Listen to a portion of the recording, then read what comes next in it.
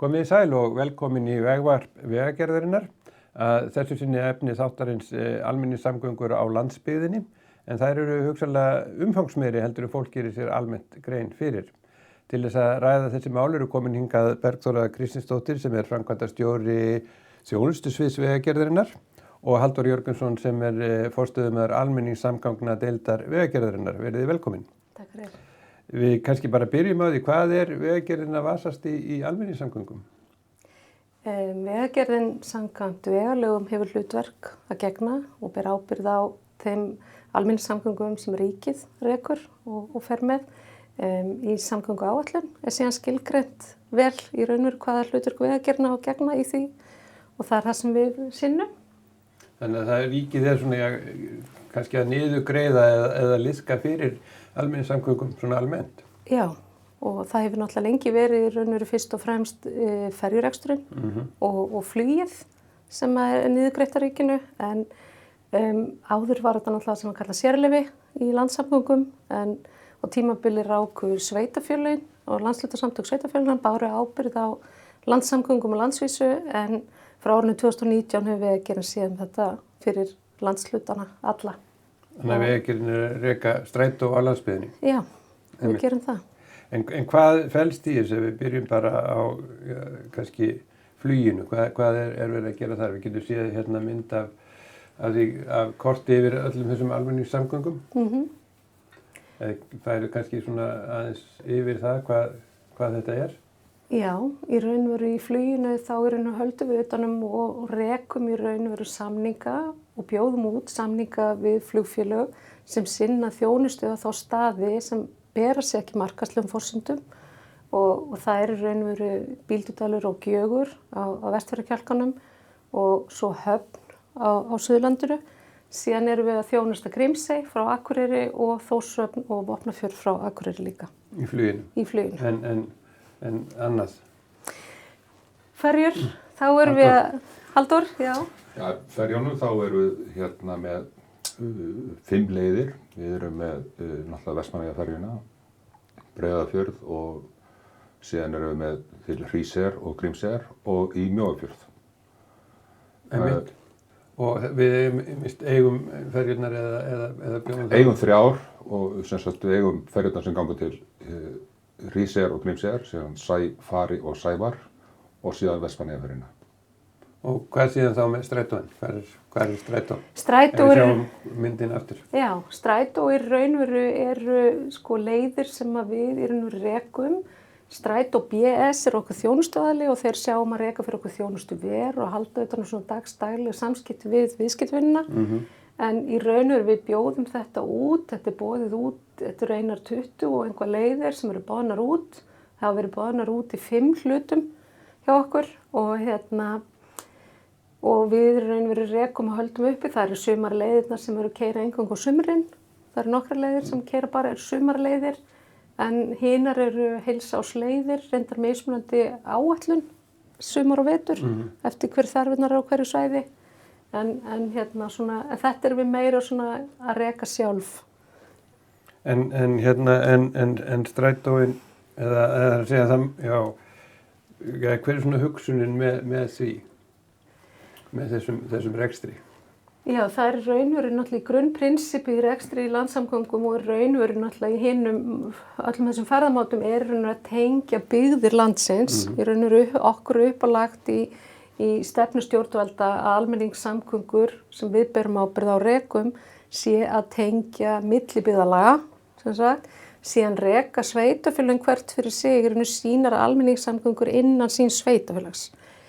Og við viljum mjög gjarnan vera í þéttu góðu samstarfi og okkar kerfi, okkar vagnar passi við í raun og veru kerfi viðkomandi sveitafélags, en í raun og veru okkar hlutverk fyrst og fremst að tengja millibyggðarlaga.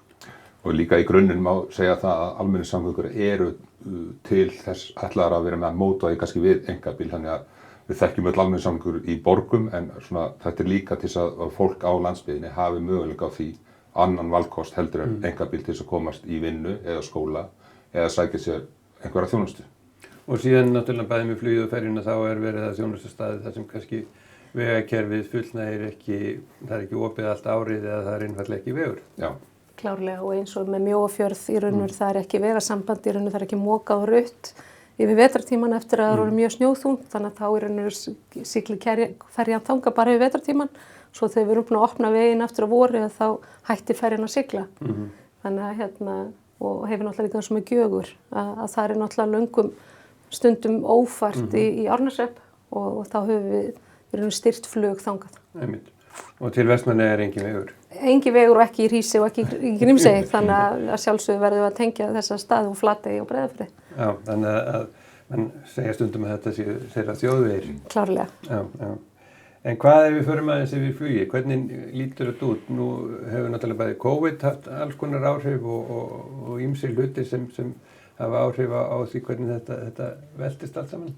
Algjörlega. Flugið hefur raunur það var mjög mikil dýfa í raunveru á árinu 2020 þegar COVID var sem hæst. 2021 kom það svolítið tilbaka og fólk fór aftur að nota flugið og fara og ferðast. Og svo sjáum við raunveru í árið í ár, þar sem afir árinu í ára, að þetta er alveg að jafna sig og koma tilbaka. Flugið hefur verið bara mjög stöðugt síðustu ár eins og við sjáum á þessari mynd að frá 2016 í raunveru hefur þetta ekki verið mikla sveiflur. Að fólk er að nota bara flugið svolítið jafnt og þétt og ég tek það fram þetta bara tölur yfir flugið sem við í raunveru styrkjum. Þetta er ekki flugið sem er rekið á markaðslegum forsendum. Þannig að en þarna af okkar flugleiðum þá er Höfn langstæðsti þjónustu flugleiðin okkar og Bíldudalur. Þannig að það eru svona þær tölur og þeim flugleiðum vegar langþyngst þarna. Þannig að en ef við snúum okkur nú, já og hluti er kannski nýjungi núna sem við þurfum að muna til að það er loftbrúin. Já, einmitt. Loftbrú opnaði í september 2020. Hvað er loftbrú? Loftbrú er í raunveru, hugmyndafræði sem kemur og var alltaf kallað skoska leiðin áður og er eitthvað sem að menn hafa fundið upp til þess að niðurgreiða meira og styrkja fólk og fjarlægari byggðir í raunveru til þess að komast til og frá höfuðstað þar sem verður að sækja sér afþreyingu og þjónustu.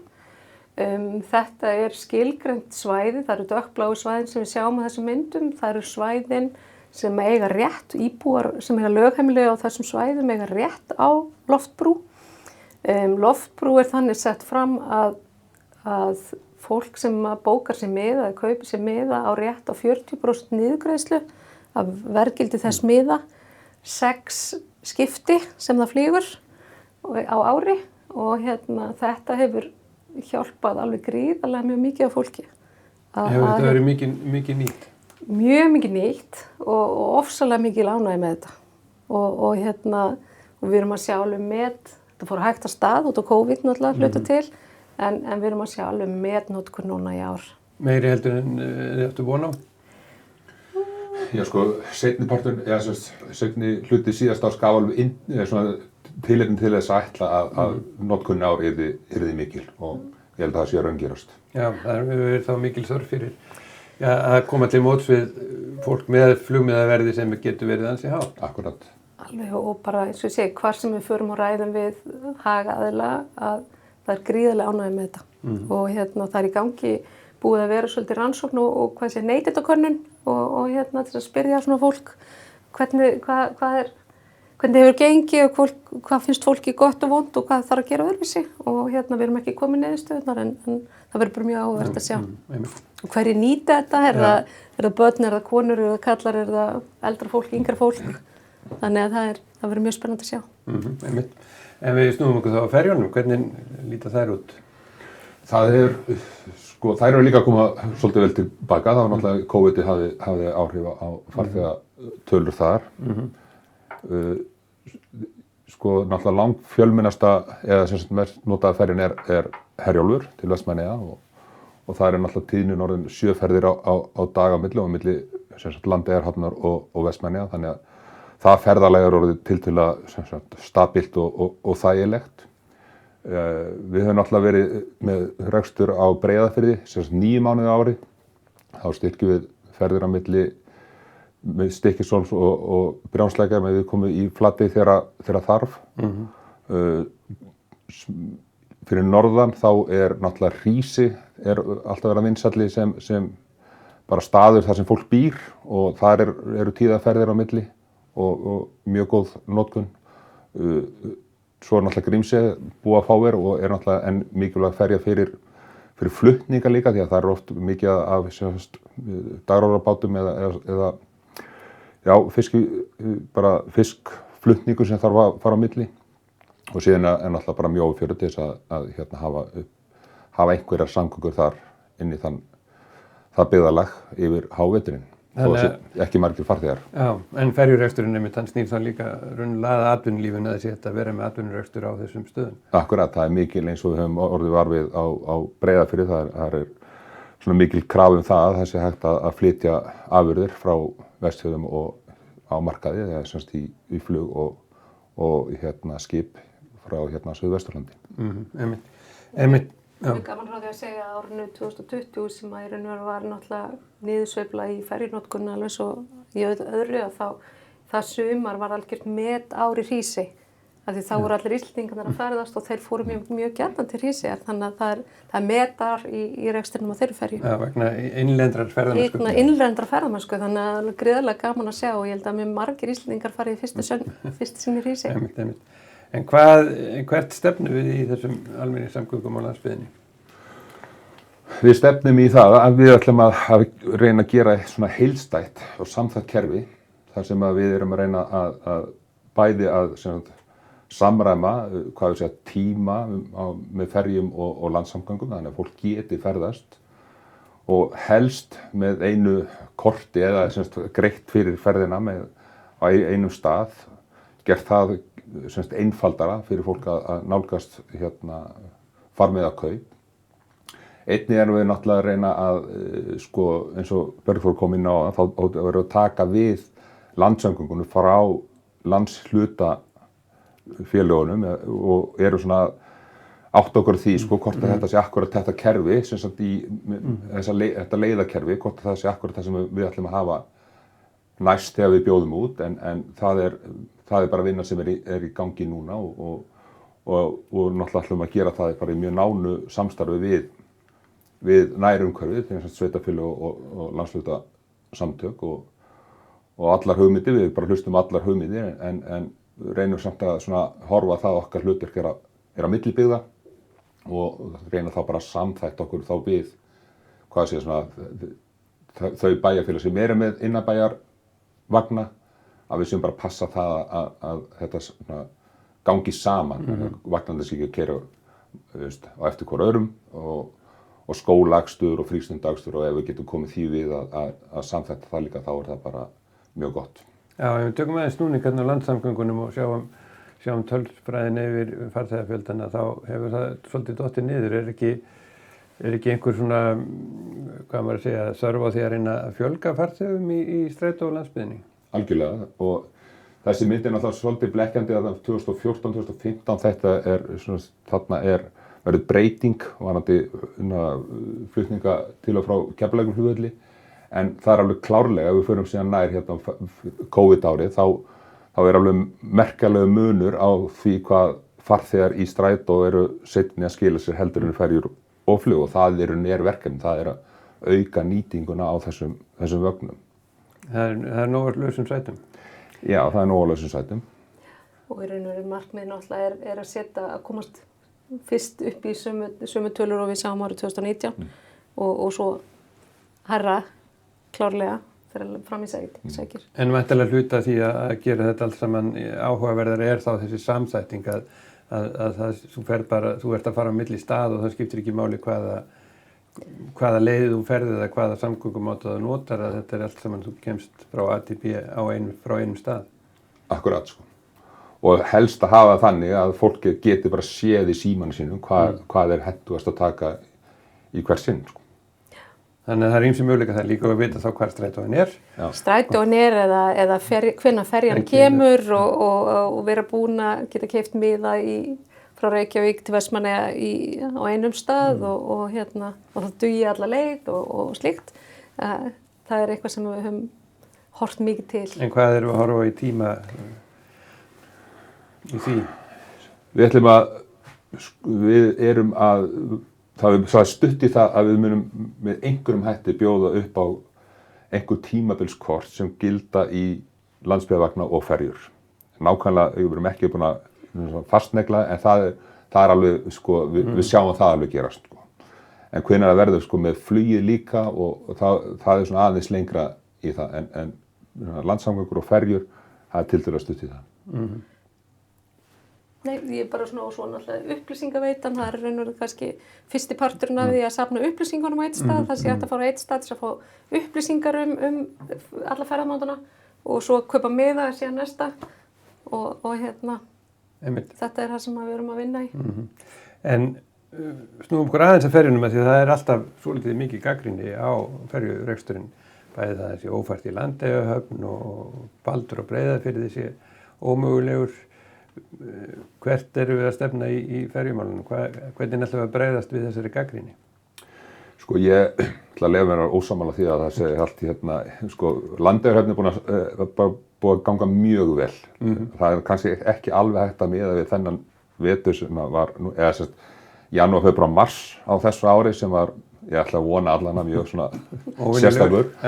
En það er bara mjög góð nýting á Landeyjahöfn eða til og frá Landeyjahöfn, þannig að svona, ég held að það sé ekki hægt að setja mikið út á það. Það er bara langflesta ferðir sem fara þarna á milli, 7 ferðir á dag, þannig að það er bara held ég bara nokkuð gott þjónustu.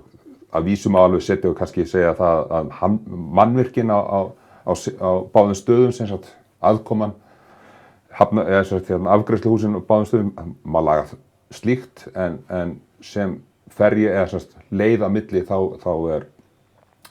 myndi ég sé Vestmannaeyjar alveg í góðum munum. Þannig að Landeyjahöfn er orðin þessi heilsárshöfn sem stefnt var að nema til komi sérstakar veðuraðstæður. Ég myndi segja það. Já, og ég meina veturinn í vetur, við sjáum það náttúrulega hvort sem er í landsamgöngunum, ef við horfum að, við erum nú ekki með það hér, tölfræðina bara hvernig farþegarnir voru að dreifast í vagnunum hjá okkur og í fluginu í janúar og febrúar og mars og það er alveg dramatískt hvað fáir gátu farið í febrúar einfaldlega vegna þess að það var bara kolvitlaust veður og á sérstaklega sunnanverðu og vestanverðu landinu og þá var það náttúrulega Landeyjahöfn ekkert undanskilin því. Þannig að veðri var bara mjög vont. Þannig að til ferðalaga að hvort þú varst í einkabíl eða rútu eða ferju eða flugi. En hvað með Breiðafjörðinn? Sko ef við bara bökkum kannski aðeins þá er náttúrulega búið að vera mikil gagnrýni á skipið Baldur sem að skiljanlega þegar það er ekkert gaman þegar skip eru vélavanna með óunnu fólki um borð til þess að bregðast við svoleiðis aðstæðum. En það er ástæða fyrir því að Baldur er þarna. Þetta var, það er ekki til lengri áætlun siglingar á Breiðafirði, þannig að þetta var aftur svona, ég vil kannski kalla bara svona sólarlags skip á þessa leið.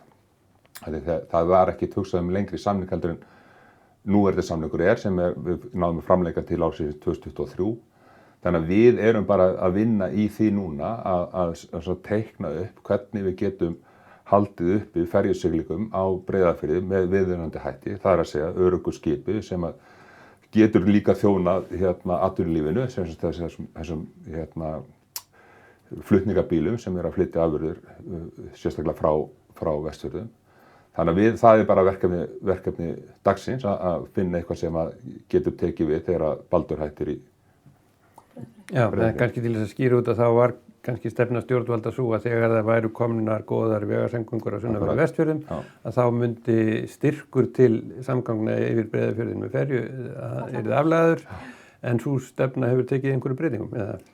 Já, allavega er raunveru í alvarlegri skoði núna að breyta því sem sagt frá þessari fyrri stefnumótun. Já, og þannig að það yrðu þá áfram siglingar yfir Breiðafjörð. Allan að skoða þann valkost. Skoða valkostin og við erum að skoða það með hvað hætti og hvernig svo þjónusta getur verið og slíkt til þess að sé hægt að taka þessa ákvörðun. Og er þá atvinnulífið fyrst og fremst sem kallar á þetta? Atvinnulífið kallar ákveðna stærð af ferju sem getur tekið þessa stóru flutningabíla. Það er svona þáttur í þessu sem við þurfum að taka tillit til. Þannig að það er svona, má segja að það er mikið að gerjast í þessum málum og mikið framundan og ekkert láta á að menn alltaf halda áfram að styrkja þessar almenningssamgöngur og byggja þær upp. Það er náttúrulega klárt í stjórnarsáttmála ríkisstjórnarinnar núverandi og fyrri ríkisstjórna að styrkja almenningssamgöngur og byggja upp til lengri tíma. Það er náttúrulega bara umhverfissjónarmið og náttúrulega bara mörg byggðasjónarmið sem að miða því að það sé skynsamlegt og sé rétt.